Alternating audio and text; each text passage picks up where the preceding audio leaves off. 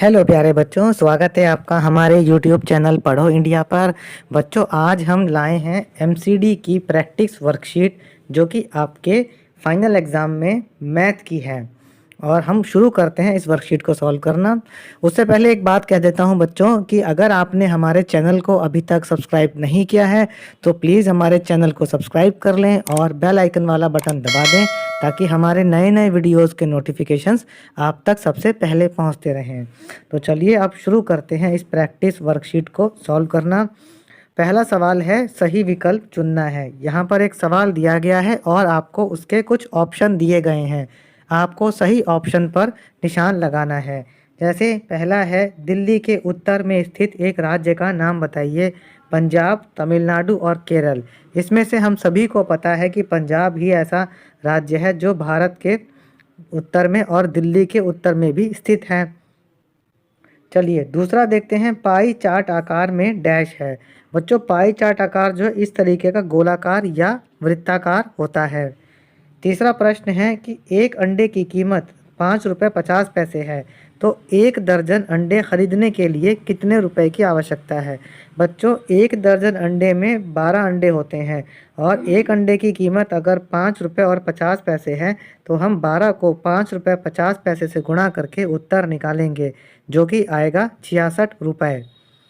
अगला प्रश्न है मोमबत्ती की लंबाई को किसमें मापा जाता है। बच्चों, मोमबत्ती को लंबाई को सेंटीमीटर में मापा जाता है।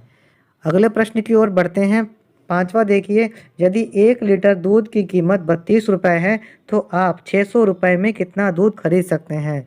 बच्चों, 600 रुपये में कितना दूध खरीद सकते हैं उसको निकालने के लिए हम 600 को 32 से भाग कर देंगे और जब हम 600 को 32 से भाग करेंगे तो हमारा उत्तर आएगा 18.75 लीटर।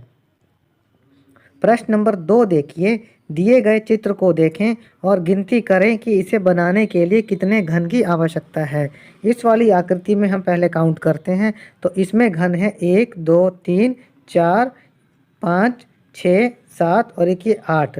तो इसमें 8 घन की आवश्यकता है। अब इसमें देखते हैं, इसमें है 1 2 3, ये इसके पीछे 4, ये आगे वाला 5 6 7 और इसके पीछे एक है 8वां। तो इसमें भी 8 घन की आवश्यकता है। प्रश्न 3 देखिए, निम्नलिखित बार ग्राफ एक स्कूल में बच्चों के पसंदीदा विषय को दर्शाता है। ग्राफ को देखकर दिए गए प्रश्नों के उत्तर देने हैं। देखिए ये विषय हैं गणित, हिंदी, विज्ञान, सामाजिक ज्ञान और अंग्रेजी और ये इनको पसंद करने वाले बच्चों की संख्या है। पहला है कि कौन सा विषय सबसे लोकप्रिय है। सबसे ज़्यादा लोकप्रिय विषय गणित है क्योंकि इसे 30 से ज़्यादा बच्चे पसंद करते हैं। कौन सा विषय सबसे कम लोकप्रिय है, तो सबसे कम लोकप्रिय विषय सामाजिक है क्योंकि इसको पसंद करने वालों की संख्या 10 से भी कम है। सबसे कम बच्चे इसी को पसंद करते हैं। कौन सा विषय अधिक लोकप्रिय है, विज्ञान या अंग्रेजी। देखिए विज्ञान का जो दंड आरेख है, जो बार है वो यहाँ तक आता है और अंग्रेजी का यहाँ तक आता है। ये विज्ञान का जो बार ग्राफ है ज़्यादा बड़ा है, ठीक है, तो इसीलिए विज्ञान को ज़्यादा पसंद किया जाता है।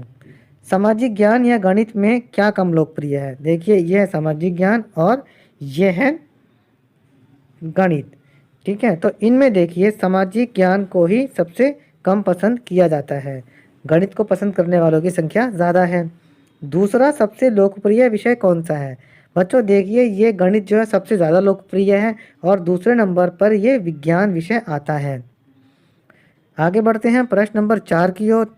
यहाँ पर देखिए शहरों के नाम दे रखे हैं और उनके तापमान दिए गए हैं। हमें इन प्रश्नों के उत्तर लिखने हैं। पहला देखिए, तालिका के अनुसार भारत में सबसे ठंडी जगह कौन सी है।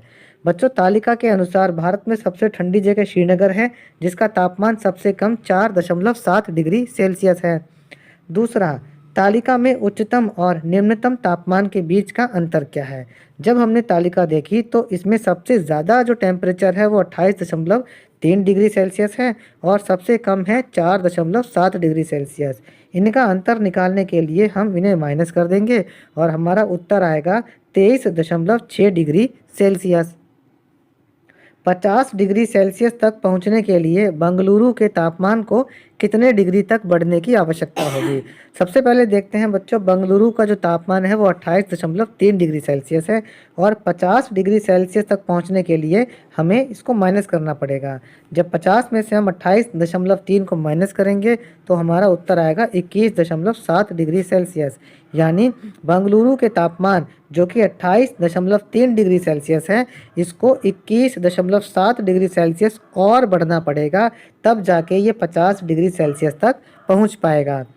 चौथा देखिए, श्रीनगर का तापमान दिल्ली से कितना कम है। बच्चों, श्रीनगर का तापमान है 4.7 डिग्री सेल्सियस और दिल्ली का तापमान है 21 डिग्री सेल्सियस। इनके अंतर को निकालने के लिए हम 21 डिग्री सेल्सियस में से 4.7 डिग्री सेल्सियस को माइनस कर देंगे और उत्तर आएगा 16.3 डिग्री सेल्सियस। अब आगे बढ़ते हैं हम अगले प्रश्न की ओर। प्रश्न 5 दिया गया है कि दी गई आकृति का क्षेत्रफल ज्ञात कीजिए और यदि 1 वर्ग मीटर के लिए कीमत 120 रुपये है तो प्लॉट खरीदने के लिए खर्च की गई धनराशि की गणना कीजिए। बच्चों, यहाँ पर एक प्लॉट का चित्र दिया गया है जिसकी लंबाई 36 मीटर और चौड़ाई 24 मीटर है। हमें इसका पहले तो क्षेत्रफल निकालना है।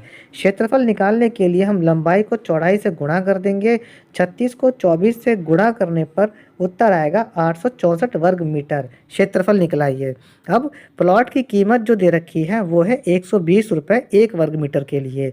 अगर 120 रुपये 1 वर्ग मीटर की कीमत है तो 864 वर्ग मीटर की कीमत निकालने के लिए हम इनको आपस में गुणा कर देंगे तो प्लॉट का मूल्य निकल के आएगा 1,03,680 रुपये। बढ़ते हैं हम अगले प्रश्न की ओर। प्रश्न नंबर 6 देखिए कि वर्ग टाइलों की गणना करके निम्नलिखित प्रश्नों के उत्तर दें। यहाँ पर देखिए ये वर्ग टाइल है और यहाँ पर एक गोला दिया गया है। तो अब हम देखते हैं कि इस चित्र में कितने पूर्ण वर्ग हैं। देखिए, अगर हम इसकी बात करें तो इसमें पूर्ण वर्ग जो है वो 21 है, ठीक है। और हम अगर इसमें अपूर्ण वर्ग की बात करें तो वो इसके अंदर 15 अपूर्ण वर्ग आएंगे। आगे बढ़ते हैं प्रश्न नंबर 7 की ओर कि यदि लीला प्रति माह 2,750 रुपये का भुगतान करती है तो वह 3 वर्षों में कितने रुपए का भुगतान करेगी। बच्चों, लीला हर महीने 2,750 रुपये का भुगतान करती है तो ये 3 सालों में महीनों की संख्या आ जाएगी और एक महीने में 2,750 खर्च करती है।